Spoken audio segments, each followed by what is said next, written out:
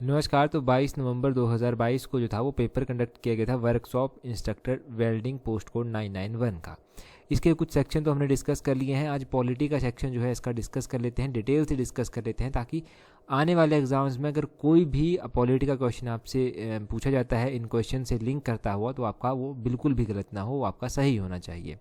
Question number 7 से अभी हम स्टार्ट करते हैं। बोलते हैं द स्टेट ऑपरेट थ्रू, तो बोलते हैं स्टेट जो है वो किसके द्वारा संचालित होता है, राज्य किसके द्वारा संचालित होता है। तो स्टेट के बारे में आपने सुना होगा। स्टेट जो ऑपरेट करने का मेन इसका कोई भी ऑपरेटर होता है इसका, वो होता है गवर्नमेंट। ऑप्शन सी सरकार जो है वो सही आंसर है। अब गवर्नमेंट जो है उसको ऑपरेट करती है। गवर्नमेंट कैसे ऑपरेट करती है? गवर्नमेंट के पास भी जो है वो अलग अलग इंस्ट्रूमेंट्स होते हैं। कौन कैसे इंस्ट्रूमेंट होते हैं?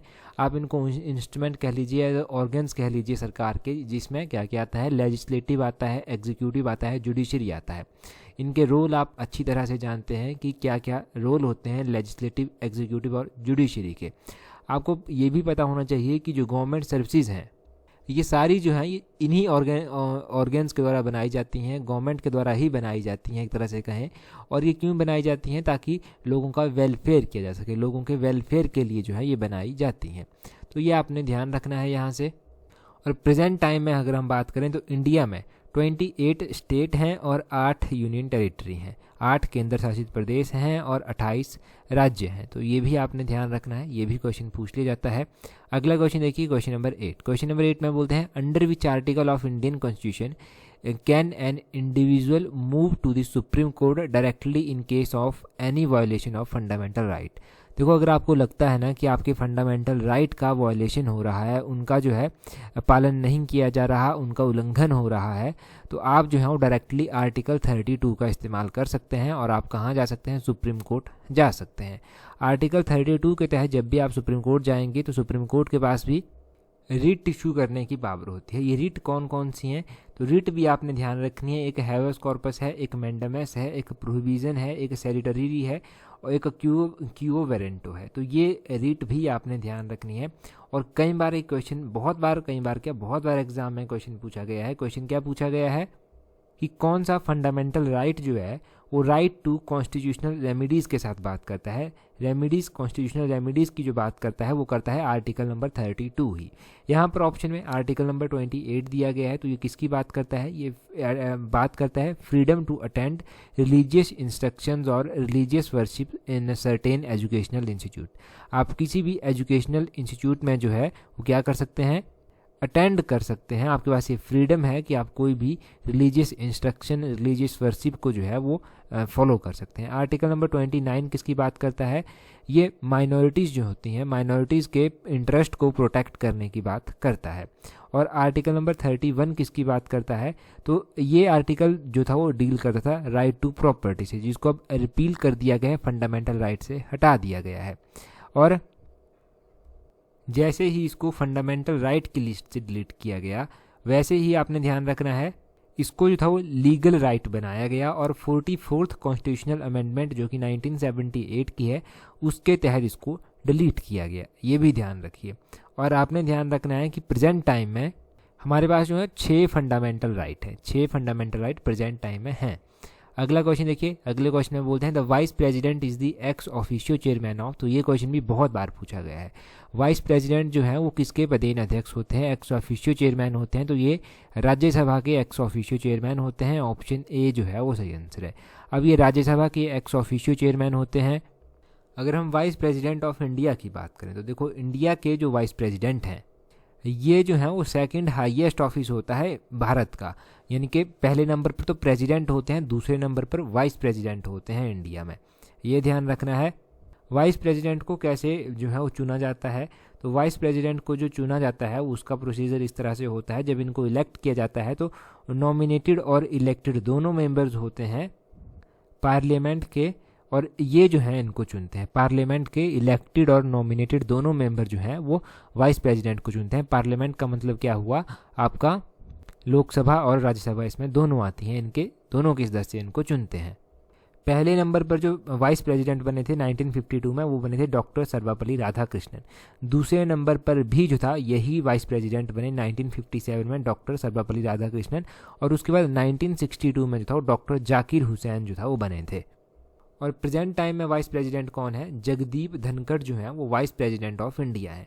वाइस प्रेसिडेंट के बारे में एक और क्वेश्चन पूछा जाता है कि वाइस प्रेसिडेंट बनने के लिए मिनिमम एज जो है वो क्या रखी गई है? तो वाइस प्रेसिडेंट बनने के लिए मिनिमम एज जो है 35 ईयर्स जो है वो रखी गई है। 35 ईयर्स मिनिमम एज रखी गई है वाइस प्रेसिडेंट बनने के लिए। तो ये सारी जानकारी वाइस प्रेसिडेंट के बारे में हो गई। अगला क्वेश्चन देखिए, अगले क्वेश्चन में क्या बोलते हैं who presides over the joint sitting of parliament. तो संसद की जो संयुक्त बैठक होती है इसकी अध्यक्षता कौन करता है? संसद की जो संयुक्त बैठक होती है इसकी अध्यक्षता किसके द्वारा की जाती है? आपने ध्यान रखना है कि इसकी अध्यक्षता जो है वो स्पीकर ऑफ लोकसभा के द्वारा की जाती है।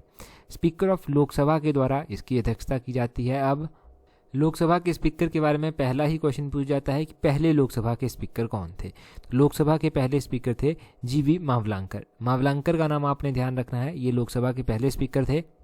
एक क्वेश्चन पूछा जाता है कि स्पीकर ऑफ लोकसभा जो होते हैं इनकी सैलरी जो है वो कौन डिसाइड करता है? तो इनकी सैलरी जो है वो पार्लियामेंट के द्वारा जो है वो डिसाइड की जाती है कि इनकी सैलरी जो है वो कितनी होगी।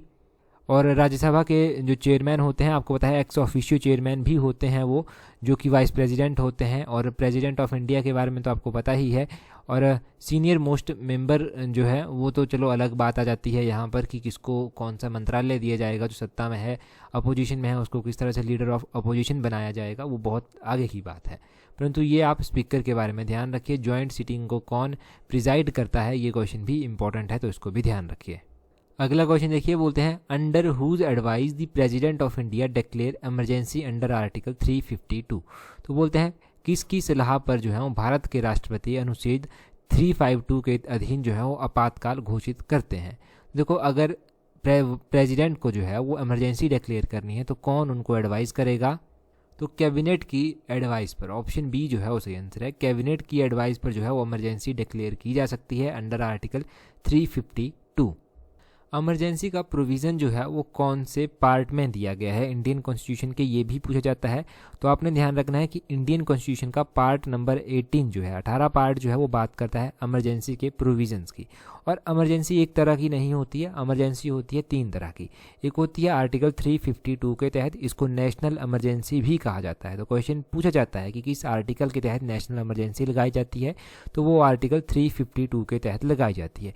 एक होती है आर्टिकल 356 के तहत। ये जो 356 के तहत लगती है ये स्टेट इमरजेंसी होती है, इसको आप प्रेसिडेंट रूल भी कह सकते हैं। और आर्टिकल 360 जो फाइनेंशियल इमरजेंसी है वो लगती है आर्टिकल 360 के तहत, 360 के तहत।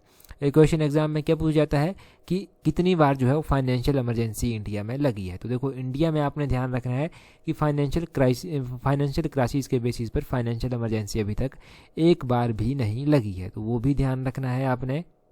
और ये जो आर्टिकल 352 है ना, इसके तहत क्यों इमरजेंसी लगती है? इसके तहत इमरजेंसी क्यों लगती है? क्योंकि जब इंडिया की सिक्योरिटी को कोई भी खतरा होता है, खतरा किससे होगा? खतरा जो है वो किसी भी एक्सटर्नल रीज़न के कारण हो सकता है। ये रीज़न क्या होंगे? ये रीज़न कोई भी हो सकते हैं कि इंडिया के ऊपर किसी ने आक्रमण कर दिया, कोई भी यहाँ पर आर्म्ड फोर्सेस से रिलेटेड कोई भी विद्रोह हो गया, तो इस तरह से कोई भी है तो वो यहाँ पर इमरजेंसी लग सकती है उस दौरान। और जैसे ही आर्टिकल 352 के तहत इमरजेंसी लगती है ना, तो हमारे जो फंडामेंटल राइट हैं उनके ऊपर भी बहुत प्रभाव जो है वो पड़ता है, ये भी पता होना चाहिए। तो ये हो गया। अगला क्वेश्चन देखिए, बोलते हैं which of the following is the guardian of public purse. तो पब्लिक पर्स का गार्डियन किसको कहा जाता है? लोक निधि का संरक्षक किसको कहा जाता है? लोक निधि का संरक्षक किसको कहा जाता है? वो कैग को कहा जाता है। ऑप्शन ए सही आंसर है। अब कैग क्या है? कैग का पूरा नाम पहले पता होना चाहिए। इसका पूरा नाम है controller and auditor general of India. तो controller and auditor general of India CAG का पूरा नाम है। ये किस तरह की बॉडी है? आपने ध्यान रखना है कि कैग जो है ये एक कॉन्स्टिट्यूशनल बॉडी है। ये क्वेश्चन भी पूछा जाता है कि कैग किस तरह की बॉडी है। तो कैग एक कॉन्स्टिट्यूशनल बॉडी हुई। और कैग को जो है वो कौन अपॉइंट करता है? तो कैग को जो है वो प्रेसिडेंट के द्वारा जो है वो अपॉइंट किया जाता है। एक बार जब बहुत ही टफ क्वेश्चन जो है एग्जामिनर को पूछना होता है तो पूछ लेता है कौन सा आर्टिकल कैग से रिलेटेड है। तो आर्टिकल 148 जो है वो कैग की बात करता है। कौन सा आर्टिकल जो है वो कैग की ड्यूटीज़ और पावर के बारे में बात करता है? तो आर्टिकल नंबर 149 जो है वो कैग की ड्यूटीज़ और पावर के बारे में बात करता है। तो ये टफ क्वेश्चन जब पूछने होते हैं एग्जामिनर को तो इस तरह के क्वेश्चन वो डाल देता है। अगला क्वेश्चन देखते हैं। अगले क्वेश्चन में बोलते हैं Panchayati Raj was started in country in, तो बोलते हैं देश में पंचायती राज कब आरंभ हुआ था। तो पंचायती राज की बात करें कि ये कब आरंभ हुआ था, तो पंचायती राज 1959 में स्टार्ट हुआ था। ऑप्शन सी सही आंसर है। अब 1969 में पंचायती राज जो था वो स्टार्ट हुआ। उस टाइम के प्राइम मिनिस्टर कौन थे, उस टाइम के प्राइम मिनिस्टर थे पंडित जवाहरलाल नेहरू। तो इनका नाम ध्यान रखना है। सबसे पहला कौन सा स्टेट था जहाँ पर ये जो था वो पहली बार इसको पंचायती राज को इनॉग्रेट किया गया था, तो वो था राजस्थान। राजस्थान में जो था वो सबसे पहली बार इसको अडॉप्ट किया गया। और आपने ध्यान रखना है कौन सा आर्टिकल जो है वो कॉन्स्टिट्यूशन की बात करता है, पंचायती राज के एस्टेब्लिशमेंट की बात करता है। तो आर्टिकल नंबर 40 नंबर आर्टिकल जो है वो बात किसकी करता है, वो बात करता है एस्टेब्लिशमेंट ऑफ पंचायत, पंचायत की ये बात करता है। और पंचायत के बारे में क्वेश्चन पूछ जाता है कि किस तरह का होता है। देखो एक पंचायत ग्राम पंचायत होती है, ग्राम पंचायत के बाद पंचायत समिति आता है, पंचायत समिति के बाद जिला परिषद आता है। तो इस तरह से इसकी जो है वो हायरार्की आप कह सकते हैं, इस तरह से ये होता है। तो ये सारे हो गए। आर्टिकल नंबर 40 जो है वो गांधीयन प्रिंसिपल में आता है। तो ये भी पूछा जा सकता है कि directive principle of state policies में ये कहाँ पर आता है, तो ये गांधीयन प्रिंसिपल में जो है वो आर्टिकल नंबर 40 आता है। अगला क्वेश्चन देखिए। अगले क्वेश्चन में क्या बोलते हैं, बोलते हैं by which method the prime minister of India is elected. तो बोलते हैं कौन से मेथड से, किस विधि के द्वारा जो है वो प्रधानमंत्री का चयन किया जाता है। तो प्रधानमंत्री का चयन कैसे किया जाता है, प्रधानमंत्री की अपॉइंटमेंट होती है। क्या होती है, अपॉइंटमेंट होती है। ऑप्शन बी सही आंसर है। प्रधानमंत्री के बारे में आपने ध्यान रखना है कि डायरेक्ट इलेक्शन नहीं होता प्राइम मिनिस्टर का। हम क्या करते हैं, हम एमपीज़ को चुनते हैं। एमपी जो है चुने जाते हैं हमारे साथ, जैसे कि हिमाचल प्रदेश है तो हिमाचल प्रदेश से 4 एमपी जो हैं वो चुने जाते हैं लोकसभा में। फिर वैसे ही अलग अलग स्टेट से एमपी जाएंगे। जिस भी पार्टी के ज़्यादा एमपी होंगे वो अपना जो है वो प्राइम मिनिस्टर अपॉइंट कर देंगे। तो इनकी अपॉइंटमेंट होती है और इनकी अपॉइंटमेंट प्रेसिडेंट करता है फिर। और कई बार क्वेश्चन पूछ जाता है कि चेयरमैन कौन है नीति आयोग का, तो नीति आयोग के चेयरमैन जो हैं वो कौन होते हैं, वो प्राइम मिनिस्टर ही होते हैं। कई बार क्वेश्चन पूछ जाता है कि नेशनल इंटीग्रेशन काउंसिल के चेयरमैन कौन होते हैं, तो नेशनल इंटीग्रेशन काउंसिल के चेयरमैन जो हैं वो प्राइम मिनिस्टर ही होते हैं। तो ये आपको पता होना चाहिए। बाकी प्राइम मिनिस्टर से रिलेटेड अलग अलग आर्टिकल हैं, जैसे कि आर्टिकल नंबर 74, 75, 77, 78, उनको हम बाद में डिस्कस कर लेंगे। आगे 142 में बोलते हैं which is described as the twin sister of estimate committee. तो बोलते हैं किसको जो है, किस समिति को जो है वो ट्विन सिस्टर, इनके जुड़वां बहन के रूप में जाना जाता है। तो किसकी, एस्टिमेट कमेटी की, आकलन समिति की। तो पब्लिक अकाउंट कमेटी जो है इसको ट्विन सिस्टर कहा जाता है एस्टिमेट कमेटी का। ये ध्यान रखिए, ये मोस्ट इंपॉर्टेंट क्वेश्चन है, पहले रिपीट नहीं हुआ है और आगे रिपीट होने की संभावना है इस क्वेश्चन को। क्वेश्चन क्या पूछ लेते हैं, जो रिपीटली क्वेश्चन पूछ जाते हैं कि एस्टिमेट कमेटी जो है इसके कितने सदस्य होते हैं। एस्टिमेट कमेटी के आपने ध्यान रखना है कि इसमें जो है वो 30 सदस्य होते हैं और 30 के 30 सदस्य जो हैं लोकसभा से होते हैं। उसी तरह पब्लिक अकाउंट कमेटी इसके बारे में पूछ जाता है। पब्लिक अकाउंट कमेटी के बारे में क्या पूछ जाता है कि इसके कितने सदस्य होते हैं। तो पब्लिक अकाउंट कमेटी के बारे में ध्यान रखना है कि इसके 22 सदस्य होते हैं। 22 में से 15 सदस्य जो हैं वो लोकसभा के होते हैं और 7 सदस्य जो हैं वो राज्यसभा के होते हैं। और यहाँ पर कमेटी ऑन पब्लिक अंडरटेकिंग दिया गया है, इसमें कितने सदस्य होते हैं, इसमें 22 सदस्य होते हैं। 22 में से 15 सदस्य जो हैं वो क्या होते हैं, 15 सदस्य लोकसभा से होते हैं और 7 सदस्य राज्यसभा से होते हैं। तो इस तरह से ये 2-3 कमेटीज़ हैं, ये सारी की सारी कमेटीज़ इंपॉर्टेंट हैं, तो इनको ध्यान रखना। अगला क्वेश्चन है 143 क्वेश्चन, बोलते हैं जज of supreme court and high court can be removed by. तो जज ऑफ हाई कोर्ट और सुप्रीम कोर्ट होते हैं, इनको कौन रिमूव कर सकता है। इनको रिमूव करने की जो पावर होती है ना, वो होती है किसके पास, पार्लियामेंट के पास। ऑप्शन बी जो है वो सही आंसर है। अब पार्लियामेंट इनको कैसे रिमूव करेगी, पार्लियामेंट जो है वो कैसे रिमूव करेगी, ये जो है मेजॉरिटी के साथ जो है एक ऑर्डर पास किया जाएगा इनके खिलाफ और 2/3 की मेजॉरिटी जो है वो कम से कम होनी चाहिए। और उसके बाद प्रेसिडेंट जो है वो उसको पास करते हैं और इनको जो है वो रिमूव किया जाता है। तो ये होता है पार्लियामेंट सबसे इंपॉर्टेंट है। पार्लियामेंट करेगी पहले पास, तभी जो है वो पार्लियामेंट से जब ये 2/3 मेजॉरिटी से पास होगा तभी प्रेसिडेंट कुछ कर सकते हैं, अदरवाइज कुछ भी होने की संभावना नहीं होती। तो पार्लियामेंट यानी कि लोकसभा और राज्यसभा, इन दोनों को ही इसमें इंक्लूड किया गया है। हाई कोर्ट के जो जज होते हैं, हाई कोर्ट के जज को कौन अपॉइंट करता है, तो हाई कोर्ट के जज को प्रेसिडेंट अपॉइंट करते हैं। इनकी ओथ किसके द्वारा जो है वो ऑर्गेनाइज करवाई जाती है, तो इनकी शपथ किसके द्वारा ऑर्गेनाइज करवाई जाती है, ये आप ही कमेंट करके बता दीजिए। बहुत आसान है ये कि कौन इनकी ओथ जो है वो ऑर्गेनाइज करवाता है। और कोर्ट की बात हो रही है ना, तो क्लर्क हाई कोर्ट का आपको पता है एग्ज़ाम है, जिसमें रेगुलर और कॉन्ट्रैक्ट में पोस्टें निकली हैं, वो आपने भरा होगा। अभी बहुत जल्दी एग्ज़ाम है। टेस्ट सीरीज़ अगर आप प्रैक्टिस करना चाहते हैं तो टेस्ट सीरीज़ का लिंक नीचे डिस्क्रिप्शन बॉक्स और कमेंट बॉक्स में दिया गया है, आप वहाँ से जो है वो प्रैक्टिस कर सकते हैं और एक अपनी स्टडी को बहुत ही अच्छी शेप जो है वो दे सकते हैं।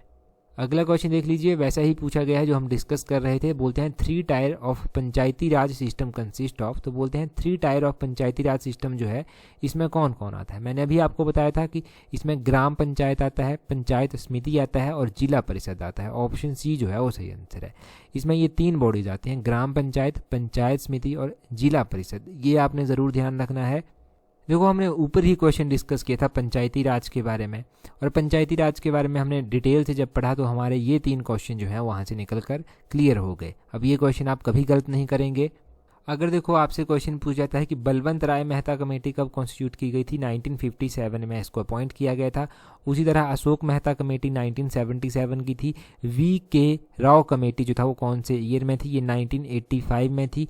और एल एम सिंघवी कमेटी 1986 में थी। और गादगिल कमेटी जो था वो 1988 में थी। तो ये सारी कमेटीज़ भी आपको ध्यान रखनी है, ये भी कहीं ना कहीं पर आपसे एग्ज़ाम में ज़रूर पूछी जाएंगी। और टेलीग्राम का तो आपको पता ही है कि टेलीग्राम पर कैसे ज्वाइन करना है। टेलीग्राम पर ज्वाइन करने के लिए अपना टेलीग्राम ओपन करना, वहाँ से सर्च करना इस तरह से @allexam31। जैसे ही आप @allexam31 सर्च करेंगे आपको हमारा टेलीग्राम चैनल मिल जाएगा। टेलीग्राम पर आप हमें ज्वाइन कर सकते हैं। आपको आने वाले एग्ज़ाम से रिलेटेड हर एक चीज़ मिल जाएगी। कुछ एक पेपरों की PDFs भी आपको वहाँ पर मिल जाएगी जो इंपॉर्टेंट है। आंसर कीज़ भी आपको वहाँ पर मिल जाएंगी। तो इस वीडियो में इतना ही काफ़ी है। So that's all for today. Thank you very much for watching and listening it very patiently.